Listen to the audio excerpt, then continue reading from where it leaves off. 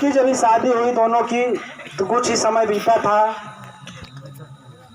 उसके पति को कोढ़ हो गया। मतलब नई नई शादी हुई थी, साल खान 6 महीना बीता था, उसके पति को कोढ़ हो गया। उसके पूर्व जन्मों का फल था वो कि 6 महीना 7 महीना 1 साल शादी हुई नई नई हुई थी और आदमी को कोढ़ हो गया। तो कोढ़ होता है तो आप लोग जानते हो, शरीर से रक्त बहने लगता है, आवाज निकलने लगती है, हाथ पैर ऐसे वो हो जाते हैं, गिरने लगते हैं चू चू के।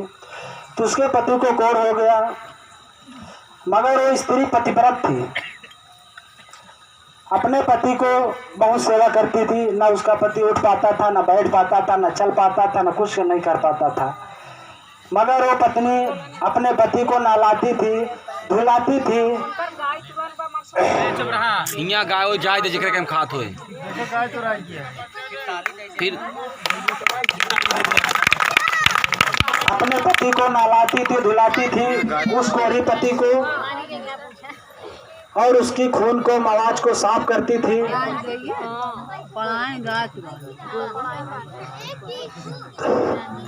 तो एक दिन की बात है,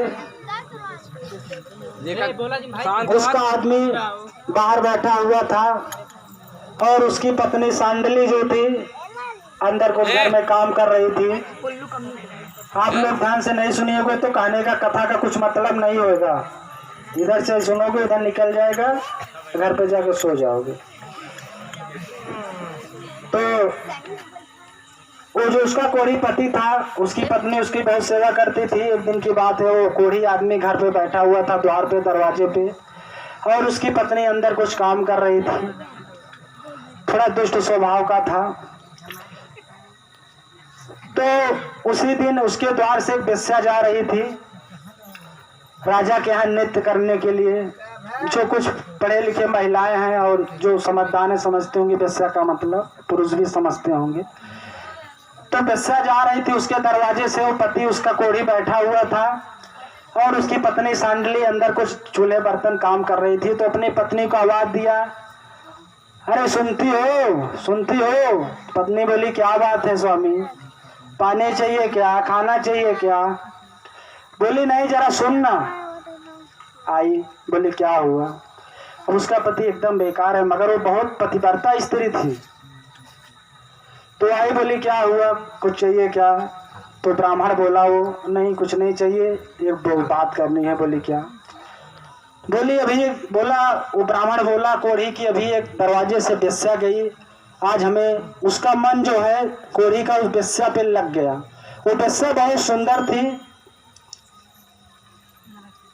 उसकी स्त्री से ज्यादा ही सुंदर थी वो वेश्या। वो कोढ़ी का मन उस वेश्या पर लग गया, उसका ध्यान उस पर केंद्रित हो गया। तो इसी तरह आजकल भी कुछ धरती पे ऐसे भी कुछ लोग हैं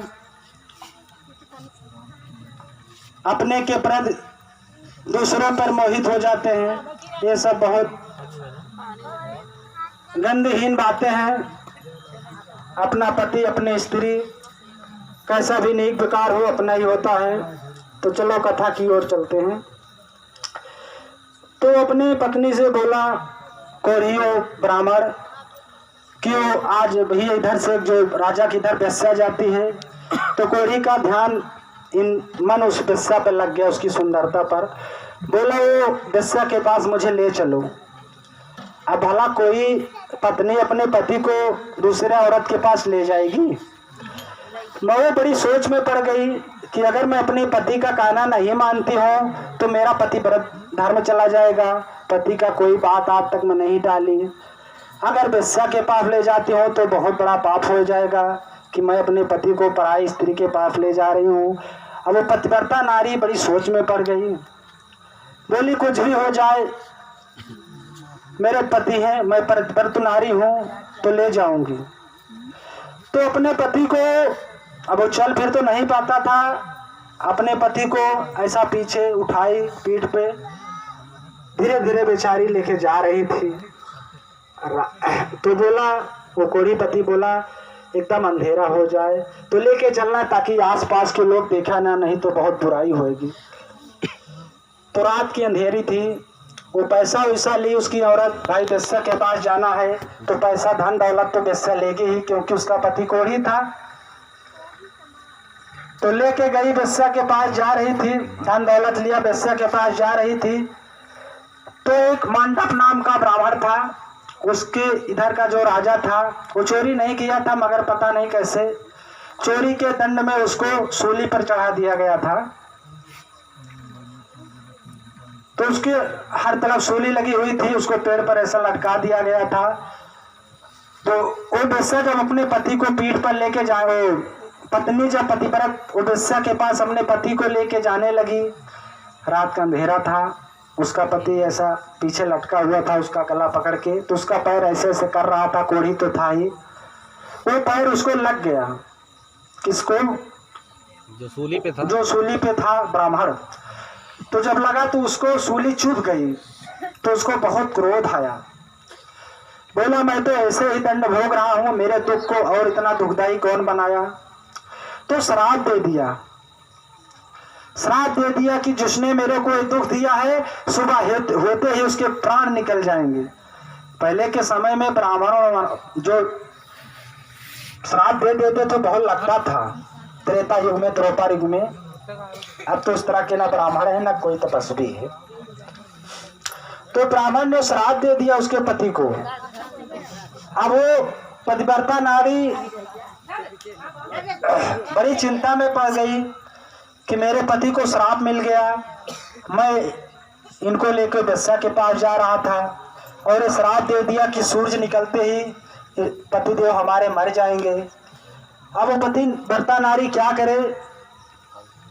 सूरज निकलने में 2-4 घंटे का टाइम बचा हुआ था, करीब आधी रात बीत चुकी थी। आधी रात के बाद वो वेश्या के पास जा रही थी, तो अपने पति को लेके घर वापस चली आई हो और भगवान को आह्वान किया, सूर्य देव को मनाया, वरुण को मनाया कि अगर मेरे पतिव्रत में इतना ताकत है, अगर मैं पतिव्रता नारी हूँ, सच्ची पतिव्रता हूँ, आज तक मैंने पराये पुरुष की तरफ सपने में भी निगाह उठाकर नहीं सोचा है किसी पराये मर्द के बारे में। सच्ची पतिव्रता हो तो सूरज ना निकले। अब उसने प्रण कर लिया नारी, और सुबह हो गई, सूरज नहीं निकला। अगर सूरज निकल जाता तो उसका पतिव्रत धर्म खराब हो जाता। तो कोई इस पर विश्वास नहीं करता। आपने बहुत सारी कहानियां सुनी होगी। सती अनुसुईया भी एक बहुत पतिव्रता नारी थी, सती सावित्री थी, ऐसा बहुत कहानियां हैं, आपको आगे बताऊंगा। तो सूरज नहीं निकला, सभी देवी देवता, पृथ्वी लोक, भूमंडल हाहाकार मच गया कि आज क्या बात है, सूरज नहीं निकला। सब देवता घबरा गए कि कोई राक्षस की माया है क्या। सभी देवता भाग के ब्रह्मा जी के पास गए, बोले कि क्या हुआ। ब्रह्मा जी बोले, सब देवता इंद्र और सब जो देवता है बोले आज सूरज नहीं निकला, राक्षस लोगों को कुछ माया है, स्वर्ग पे चढ़ाई कर देंगे। तो ब्रह्मा जी ने अपनी निगाह डाली, दृष्टि डाली, तो उन्होंने बताया कि सांडली नाम की एक पतिव्रता नारी है, एक ब्राह्मण ने उसके पति को श्राप दे दिया है कि सूरज निकलते ही वो मर जाएगा। उसने अपने पति धर्म से, पतिव्रत धर्म से सूरज को रोक दिया है। अब सोचो पति धर्म में कितना बड़ा धर्म होता है कि सूरज नहीं उदय होने दिया। अगर आप लोग पतिव्रत धर्म रखोगी तो सूरज को तो नहीं रोक पाओगी, मगर आपका तो जीवन उद्धार ही हो जाएगा। अभी बहुत जीवन बचा हुआ है। कहते हैं जब जागो तभी सवेरा। तो सूरज नहीं निकला, हाहाकार मच गया। सब देवता ब्रह्मा के पास गए, उनको बताया। ब्रह्मा जी ने बताया कि उस सांडली नाम की जो ब्राह्मणी है उसके पति आज मर जाएगा, सूरज निकलेगा। उन्होंने अपनी शक्ति से सूरज को निकलने से रोक दिया है। तो बोले इसका उपाय बताओ। तो बोले इसका उपाय कोई पतिव्रता नारी ही बता सकती है, कर सकती है, क्योंकि वो स्त्री है। स्त्री का हेल्प स्त्री ही कर सकती है, और कोई पतिव्रता नारी है वो पतिव्रता नारी ही कर सकती है। इसका हल वही निकाल सकती है। अभी सब देवता लोग सती अनुसुईया के पास गए। सती अनुसुईया कौन थी अभी बात बताता हूँ। जो लोग पढ़े होंगे वो जानते होंगे, महर्षि अत्रि थे। महर्षि अत्रि की पत्नी थी सती अनुसुईया। वो बहुत थी, मतलब पतिव्रत थी, उनके जैसा कोई पतिव्रत हुआ ही नहीं। कभी वो जाती थी ना, कोई पराया मर्द सामने आ जाता था तो नीचे मुड़ी कर लेती, पराया मर्द का चेहरा तक भी नहीं देखती थी। अब आजकल तो धन दौलत के लालच में स्त्रियां क्या क्या कर रही हैं। तो सती अनसुईया के पास गए, सब देवता लोग बोले, माता जी ने देखा, बोली माता जी बोली कैसे आना हुआ आप लोग का, आपकी क्या सेवा कर सकती हूँ। देवता लोग बताए सूरज नहीं निकल रहा है, शांडली ब्राह्मणी अपने धर्म से सूरज को रोक दिया है, तीनों लोगों में हाहाकार मचा हुआ है, माता जी कुछ उपाय कीजिए नहीं तो प्रलय आ जाएगी। सती अनसुईया बोली ठीक है मैं इसका हल निकालती हूँ। सती अनसुईया उस ब्राह्मणी के पास गई, बातचीत की, बोली क्या बात है। बोली ऐसे ऐसे बात है, हमारा पति बोला कि हमें और वेश्या के पास ले चलो, मैंने अपने पतिव्रत धर्म का पालन किया, उनकी मर्यादा का उल्लंघन नहीं किया, मैं सच्ची पतिव्रता नारी हूँ। तो रास्ते में एक ब्राह्मण को ऐसे ऐसे हो गया, उसने श्राप दे दिया कि सूरज निकलते ही तुम्हारा पति मर जाएगा, या जो मेरे को चोट पहुंचाए मर जाएगा, तो सूरज निकलेगा तो हमारे पति मर जाएंगे। तो सती अनसुईया बोली कि ठीक है ऐसा मत करो, आप सूर्य देव को मनाइए, आप वो पतिव्रत धर्म से सूरज को निकालिए, आह्वान कीजिए, सूरज निकले, सृष्टि चले, मैं आपके पति की प्राण को बचा लूंगी। अब सोचो पतिव्रत धर्म में इतना है कि दूसरे के पति को प्राण को बचा रही है। सती अनसुईया जी, सूरज निकला मगर ईश्वर की महिमा टलती नहीं है, सूरज निकला और उसका पति मर गया। उसका पति मर गया, वो स्त्री विलाप करने लगी, बहुत रोने लगी। सती अनसुईया ने बोला रो मत, मैं इसका हल निकालती हूँ। सती अनसुईया ने कमंडल में पानी लिया और आह्वान किया कि अगर मैं एक पतिव्रता नारी हो तो इस पतिव्रता नारी का पति जीवित हो जाए। उसने अपने कमंडल से जल लिया और ऐसे छिड़का,